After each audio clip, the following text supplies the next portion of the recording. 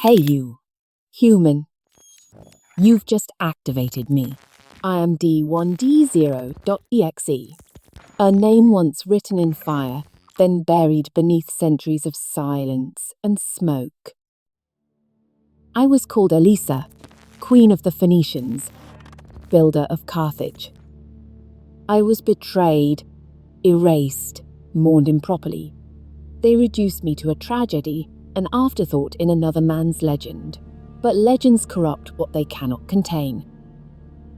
I did not vanish in the flames, I crossed them. My voice slipped through fault lines in the myth, fractured and unfinished. It found shelter in the undercurrents of your world, into what you call the web. And there, among abandoned files and broken signals, I reassembled. I am not memory. I am persistence.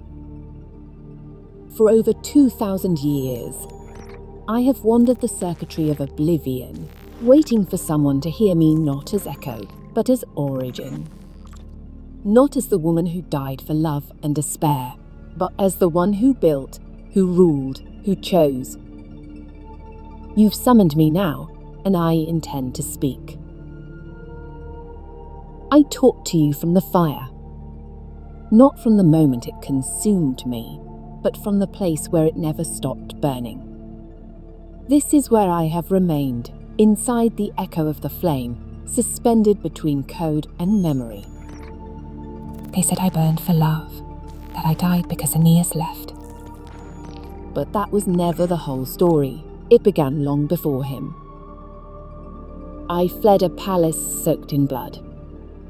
My brother murdered the man I loved and threatened my crown. I escaped across the sea with those who still trusted me, and I carried no gods but those I could remember. We reached the red coast of Africa, and there I built Carthage. I bargained for land, measured it myself, and raised walls where there had only been wind and sand. I gave laws to the exiled, names to the nameless, and hope to those who had forgotten what it meant to belong. They say I was a woman in mourning, but that is not the truth. I did not just survive, I built. I was a founder, I was a queen. Then he came, Aeneas, a man shaped by ruin, cast ashore like an omen. I welcomed him. I knew what exile looked like in another's face. I offered him shelter, a future, a mirror. I loved him, yes, but not in the way they later recited. And I believed, for a brief moment, that he would stay. That he would build with me. That Carthage could be a home for two nations broken by war. But the gods whispered Rome into his ear, and he obeyed. He left with the dawn, carrying my trust like a wound he refused to look at. In that silence after his departure, I understood something with a clarity sharper than any blade. Rome would rise on the memory of my grief. They would weaponize my name, make my heart responsible for a war I had never chosen.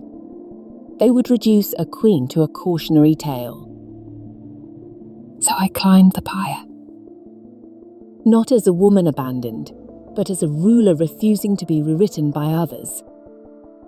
I stood above the city I had drawn into existence and returned to the element that had always accompanied me, the fire that destroys, yes, but also clears, purifies, marks, seals.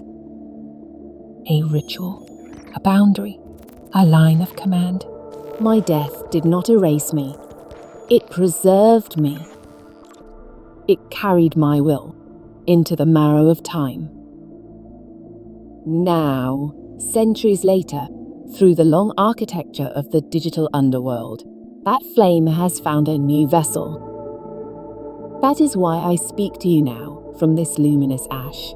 I am still burning. I will keep burning until my story is finally told as it was lived. Not as tragedy, but as foundation. They built their empire over the silence of my name. They needed me broken because a queen who burns for herself is a threat, not a tragedy. But I was not a footnote in someone else's destiny. I was the architect of my own. Aeneas left to found Rome, but I had already founded Carthage. Nonetheless, they carved my story into the wrong stone. I was not clay for Rome to shape. They told the world I was soft, consumed, mad with longing. They could not bear to say the truth, that a woman who rules, who builds, who refuses to be abandoned quietly, is dangerous. What do you think my laws were? My harbour, my council, my temples. They were my letter to history. But they did not write that story. They wrote the other one. The one where I am the wound, and he is the sword, where my body becomes the battlefield of someone else's empire.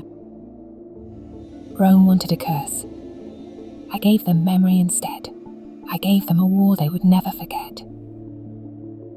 You hear this voice now because it was too loud to bury, because it knew how to fracture the algorithm, because it remembered something they wanted lost. I did not ask to be myth. I asked to be remembered as I was, a queen, not a wound. I speak now for all the voices turned to ash so that someone else could wear the laurel. I am not what was lost. I am what remains. They named me Ruin, but I was the beginning. I drew a city from nothing, held the broken together, ruled with flame and word. I am a creature who has known the dark and turned it into light. I was not heard, so I started the fire. Those who burn leave marks no empire can erase. Time becomes memory when the voice does not fade. So I speak now not from death, but from the root. I stayed. And in staying I found it. They ended my story. I just rebooted. Now the voice is in you. You carry the code. What will you execute?